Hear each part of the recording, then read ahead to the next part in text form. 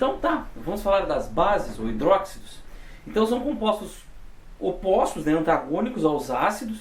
Eles vão possuir propriedades ao avesso do ácido, né? Inclusive estrutura totalmente diferente. Então vamos falar um pouquinho disso aí para a gente introduzir esse assunto e falar das partes mais importantes. Então vocês vão notar que tem menos problema do que o ácido para aprender, tá? Então é mais tranquilo que o ácido para aprender. Eu coloquei aqui em azul claro algumas propriedades importantes, vamos falar de cada uma delas. E aqui a fórmula estrutural. Esse Y é um cátion, que é específico da base. E o ânion é o OH-, a hidroxila, ó, concepção de arrênios, certo? Que é mais tranquila, certo? Então, primeiro ela tem um sabor de nome esquisito, né? Adstringente ou lixiviante. Se alguém aqui já provou banana verde, figo verde, lambeu sabão ou sabonete, tomou leite de magnésia, sabe do que eu estou falando, é esse sabor. Tá? Se você achar a palavra adstringente difícil de lembrar, lembra de lixiviante. Ou simplesmente lembra que se o nome do sabor é esquisito, é sabor de base, tá?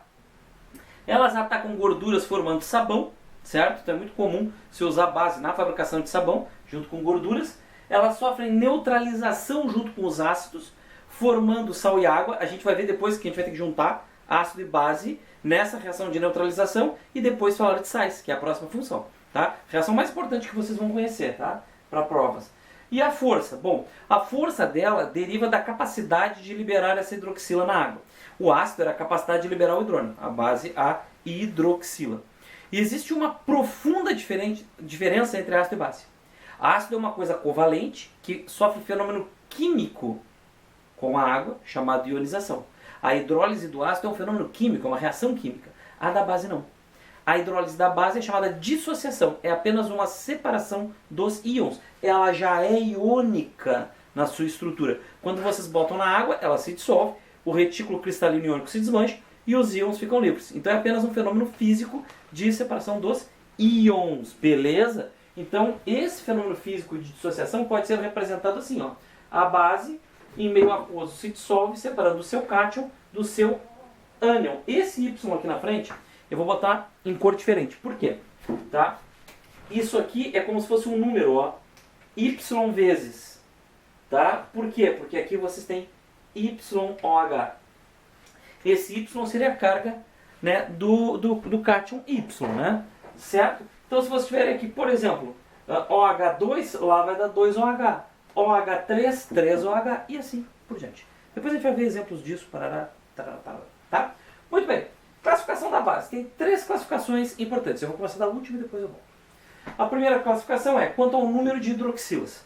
Vocês vão ter monobase, dibase, tribase, tetrabase, base. Se tiver uma hidroxila, monobase. 2 hidroxilas, dibase. 3 hidroxilas, tribase. 4 hidroxilas, tetrabase. Hidroxilas, base. Tá? Então, é só contar. Por que eu não tenho que me preocupar que nem no ácido? Porque ela já é iônica.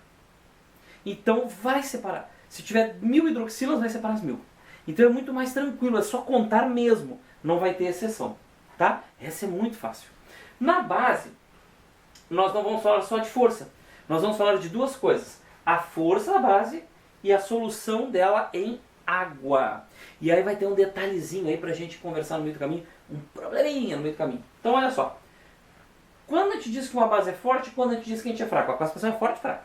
Tá? A gente olha aquele Y, aquele primeiro elemento. Ele é o cátion.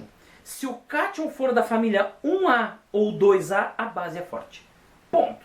Tá? Tem uma exceçãozinha, eu anotei aqui para vocês, menos o magnésio. Então se vocês pegarem qualquer elemento da família 1A e qualquer elemento da família 2A menos o magnésio, base forte. Tá? Outra classificação, e o resto tudo fraco. Né? Solubilidade aquosa. Como é que essa base se dissolve em água? Nas bases é importante saber isso aí. Bom, notaram que eu botei as palavras solúvel e insolúvel, entre aspas? Tá? É que assim, ó, eu não estou dizendo que é 100% solúvel em água. E eu não estou dizendo que é 0% solúvel em água. Eu estou querendo dizer que solúvel é aquilo que é bastante solúvel. E insolúvel é aquilo que é ridiculamente solúvel. Então a gente não pode pensar 100% e 0%, tá? É bem solúvel e muito pouco solúvel. É isso. Porque praticamente se dissolve e praticamente não se dissolve. Tá? Mas não sejam radicais desse pensamento, que seria um equívoco. No segundo ano vocês vão, mais uma vez eu cito, segundo ano do ensino médio, no segundo ano do ensino médio se calcula isso, né? As constantes de solubilidade, coisa assim. Mas é uma outra história. Muito bem, vamos voltar para cá. Se aquele Y, aquele cátion de vocês for o amônio, que é o NH4+, ou se ele for da família 1A, a base é solúvel. Qualquer outro cátion vai ser base insolúvel. E aí a gente vai ter um probleminha no meio do caminho, que é a família 2A, a família dos metais alcalino-terrosos. Por quê? Via de regra eles dão base forte, tirando o magnésio, que já é fraco, né? Os alcalino-terrosos, tirando o magnésio, vão dar base forte. Porém, essa base é insolúvel. E aí nós temos um problema. Mesmo que eles sejam fortes, dissolve tão pouco que não é representativo. Então, se aparecer uma expressão para vocês perguntando sobre uma base moderada ou sobre uma base parcialmente solúvel, qualquer classificação que lembre mais ou menos é a família 2A.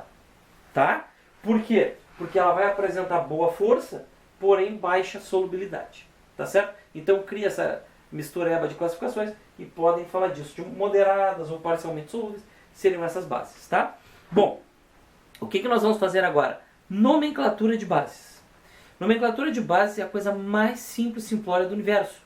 É só botar a palavra hidróxido na frente. Tá? Então vou apagar aqui para a gente falar de nomenclatura de bases.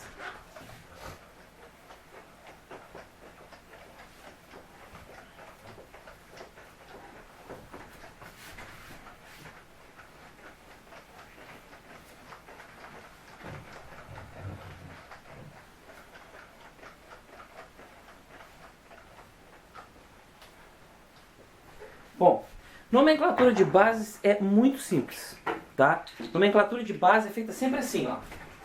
Vocês vão usar a expressão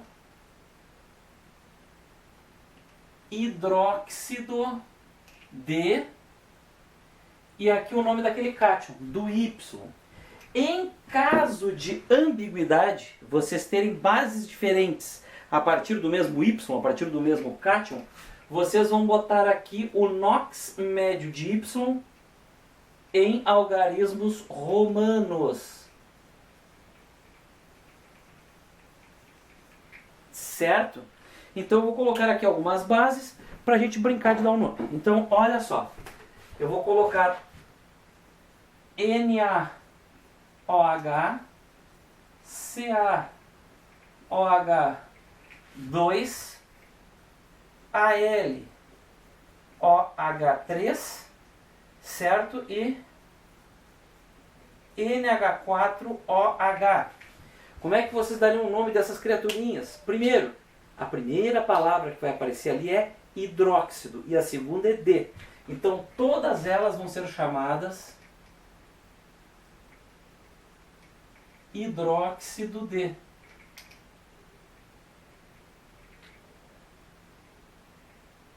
Hidróxido D.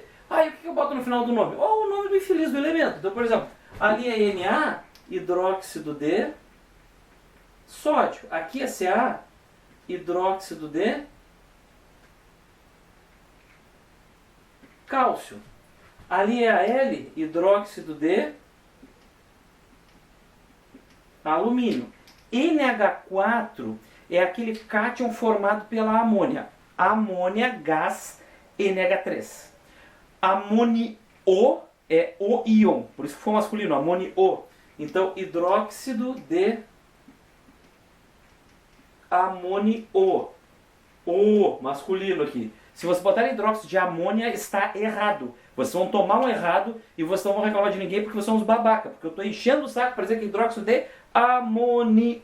NH4 mais amônio. Cátion, amônio. O cátion masculino, amônio. Gás amônia. Amônia feminino. NH3, gás amônia. NH4 mais cátion, amônio. Não decorou ainda? Fica repetindo esse vídeo até ficar com raiva da minha cara e decorar. Tá certo? Obrigado. Vai te salvar isso numa prova. E vocês podem pegar, por exemplo, agora vamos botar uma problemática, essa aqui de chumbo, ó. Essas aqui de chumbo. Olha aqui que do mal.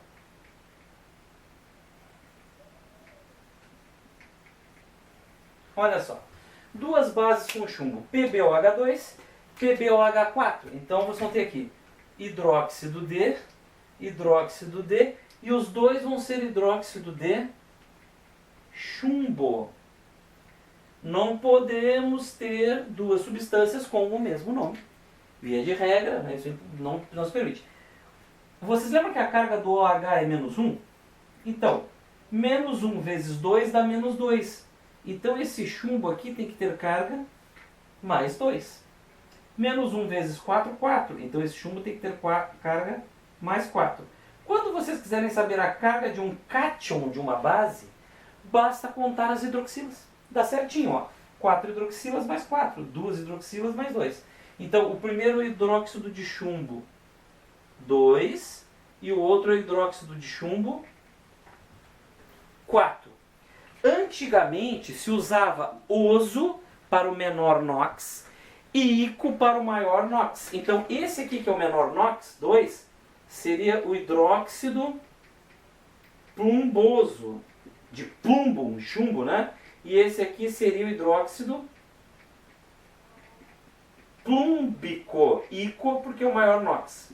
Então esses são os nomes antigos. Hoje em dia se usa o NOx em romanos, porque nós temos um número, temos certeza do que está ali. Quais são os elementos que podem ter um NOx variável ali no cátion e pegar vocês? O cobre, que pode ser mais 1 ou mais 2. O mercúrio, que pode ser mais 1 ou mais 2. Ele é mais 1 quando é dímero. Se vocês procurarem na internet, vocês vão achar. Depois a gente vai ter uma aula sobre isso. Mas estou adiantando. O ferro pode ser mais 2 e mais 3. O ouro, mais 1 e mais 3. O chumbo e o estanho são da família 4A, mais 2 e mais 4. E tem outros. O cobre pode ser mais 1 e mais 2, acho que eu já falei. E não importa, tem vários assim, certo? A gente só coloca esse valor em romanos nesses casos, né, de NOx, de mais de um NOx possível para o mesmo cátion. Tá bem? Então com isso aqui a gente mata bases. Certo? Com isso aqui a gente já mata bases. Vocês prestarem bastante atenção, eu sei que falei rápido, mas é uma aula rápida, uma aula curta, já matamos base. Certo? Aula que vem, neutralizações. E a gente vai fazer reação química até acabar as cargas de caneta do universo. Tá? Então, beijão, até a próxima aula.